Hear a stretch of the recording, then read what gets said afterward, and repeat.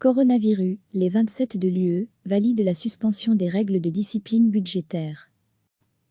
Les ministres des Finances de l'UE ont validé lundi la suspension des règles de discipline budgétaire, une décision historique permettant aux 27 États de dépenser autant qu'il le faut pour compenser les conséquences économiques du coronavirus.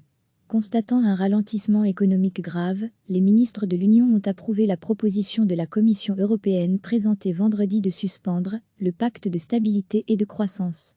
Le recours à cette clause garantira la souplesse nécessaire pour prendre toutes les mesures utiles pour soutenir nos systèmes de santé et pour protéger nos économies, ont ajouté les ministres à l'issue d'une vidéoconférence de 2h30.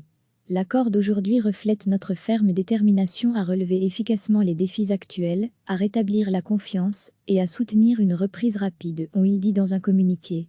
Cette mesure, qui n'a jamais été utilisée depuis sa création en 2011 en pleine crise de la dette de la zone euro, permet aux États membres de déroger temporairement au pacte de stabilité et de croissance, qui fixe les règles budgétaires pour les États ayant adopté la monnaie unique.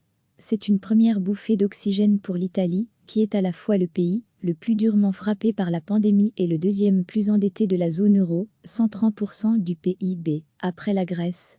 La plupart des États de l'UE ont déjà cassé leur tirelire pour répondre aux difficultés économiques engendrées par le coronavirus qui va très vraisemblablement plonger l'Europe dans la récession cette année.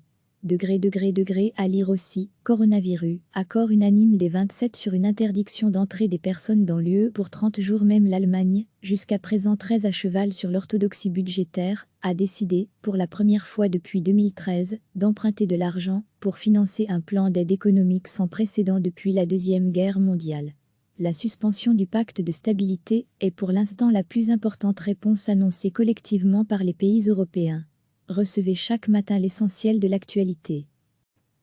Les ministres des Finances de l'UE ont validé lundi la suspension des règles de discipline budgétaire, une décision historique permettant aux 27 États de dépenser autant qu'il le faut pour compenser les conséquences économiques du coronavirus.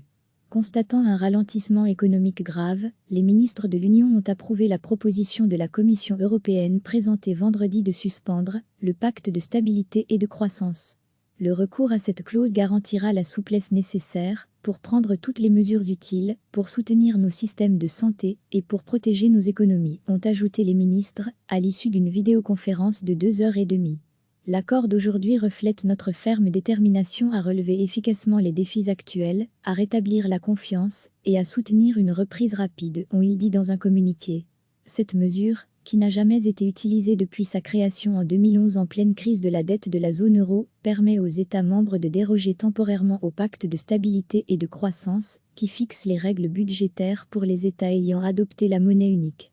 C'est une première bouffée d'oxygène pour l'Italie, qui est à la fois le pays le plus durement frappé par la pandémie et le deuxième plus endetté de la zone euro, 130% du PIB, après la Grèce. La plupart des États de l'UE ont déjà cassé leur tirelire pour répondre aux difficultés économiques engendrées par le coronavirus qui va très vraisemblablement plonger l'Europe dans la récession cette année.